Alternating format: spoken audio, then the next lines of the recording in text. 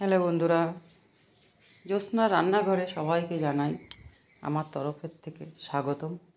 আর যারা দূর বিদেশ থাকে তারা দেখছে আমার চ্যানেলটাকে, তাদের আন্তরিক ভালোবাসা রইল। তো বন্ধুরা সবাই ভালো থাকবে, সুস্থ থাকবে। তো বন্ধুরা দেখো, আজকে আমি একটা বাটিতে কিছু ময়দা নিয়ে নিয়েছি আর একটা আলু নিয়ে নিয়েছি।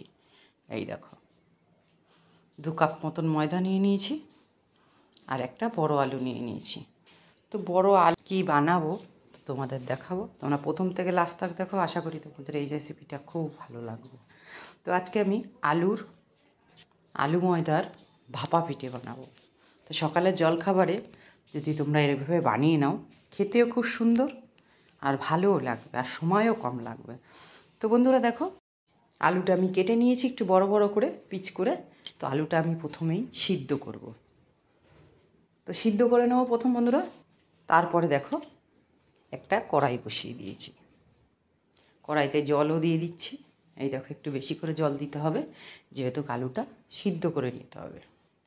আলুটা বন্ধুরা এমনভাবে সিদ্ধ করবে মোমের মতন যেন গলে যায়, দানা ভাবটা যেন না থাকে। তো দেখো, আলুটা আমি সিদ্ধ বসিয়ে দিচ্ছি। এবার আমি ঢেকে দেবো, আলুটাকে আমি ভালো করে সিদ্ধ করে নেব। তো বন্ধুরা এই রেসিপিটা পুরো নতুন, তোমরা এইভাবে দেখো বাড়িতে বানিয়ে খাও, আশা করি তোমাদের খুব সুন্দর লাগবে। তো দেখো বন্ধুরা, আমি আলুটা দেখো সিদ্ধ করে নিলাম।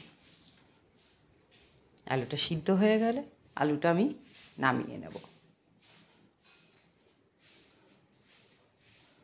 তো বন্ধুরা আর একটু হবে, আলুটা সিদ্ধ হয়ে গেলে আমি আলুটা নামিয়ে নেব।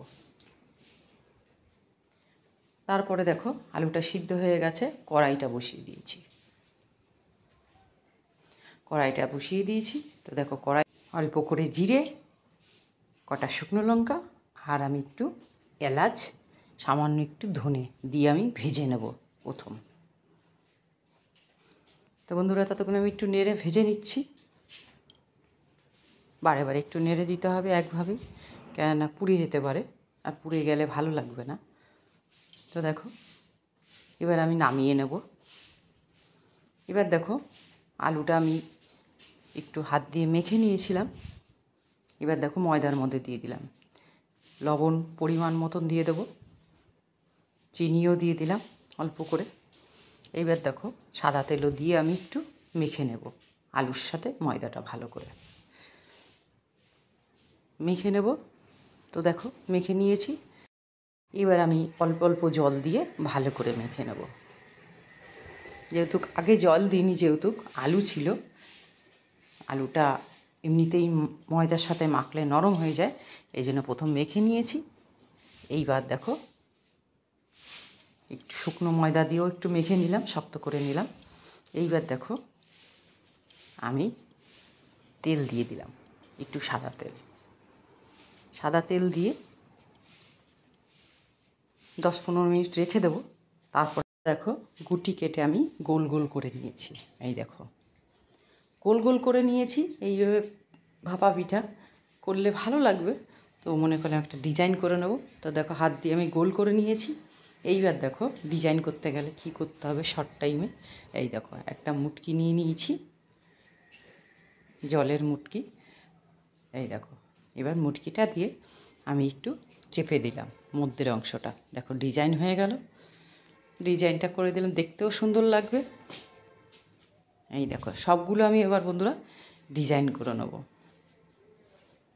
এবার দেখো বন্ধুরা কি করতে হবে, তো তোমাদের দেখাবো, তোমরা দেখতে থাকো প্রথম থেকে লাস্ট তক রেসিপিটা দেখো, আশা করি তোমাদের খুব ভালো লাগবে। দেখুন, সবগুলো বানিয়ে নিয়েছি। এই দেখো, সবগুলো বানানো হয়ে গেছে। এবার আমি দেখো, কড়াইতে দেখো আমি জল ফুটিয়ে নিয়েছি।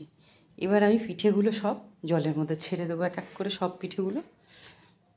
এই দেখো বন্ধুরা, খেতে খুব টেস্টি। এবার আমি ঢেকে দেবো। ততক্ষণ বন্ধুরা 10-15 মিনিট পরে পিঠেটা সিদ্ধ হয়ে গেলে আমি উঠিয়ে নেব। ততক্ষণ বন্ধুরা একটু সিদ্ধ হতে থাকুক। এইবার দেখো, আমি ঢাকনিটা খুলে নিচ্ছি। এই দেখো, প্রত্যেকটা পিঠে সিদ্ধ হয়ে গেছে। এবার আমি দেখো,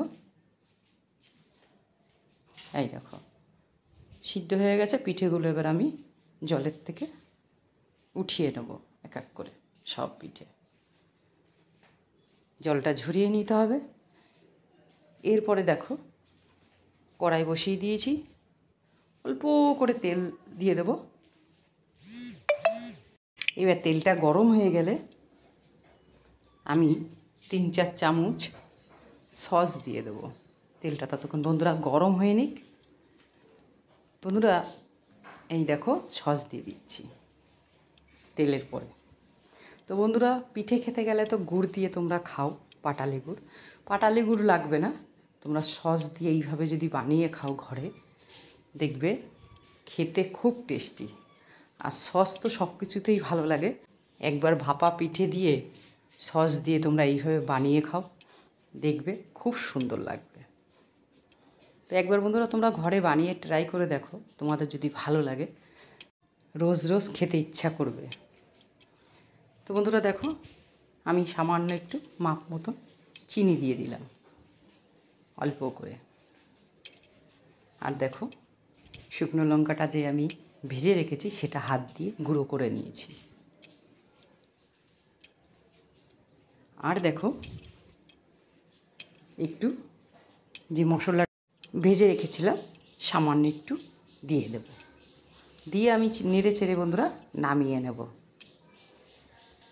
বন্ধুরা ঝাল ঝাল মিষ্টি মিষ্টি টক টক এই ভাপা পিঠে খেলে তোমরা বারে বারে খেতে ইচ্ছা করবে। তো যাই হোক বন্ধুরা দেখো মশলাটা, ভাজা মশলাটা অল্প করে দিয়ে দিলাম। এবার আমি মিশিয়ে নেব। মিশিয়ে বন্ধুরা আমি নামিয়ে নেব।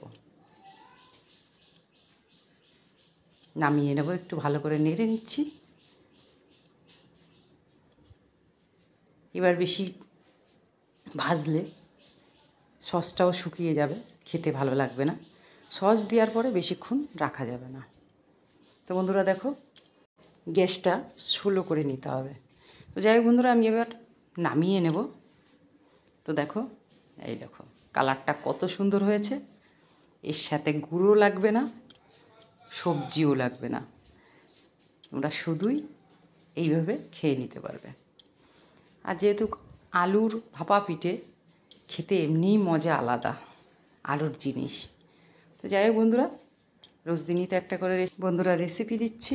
আলুর ভাপা পিঠে কেমন লাগলো কমেন্টে দ্বারা জানাবে, আর রিপ্লাই দেবো আমি। আর সব বন্ধুদের কাছে শেয়ার করে দেবে, বন্ধুদেরও একটু দেখার মতন সুযোগ করে দেবে।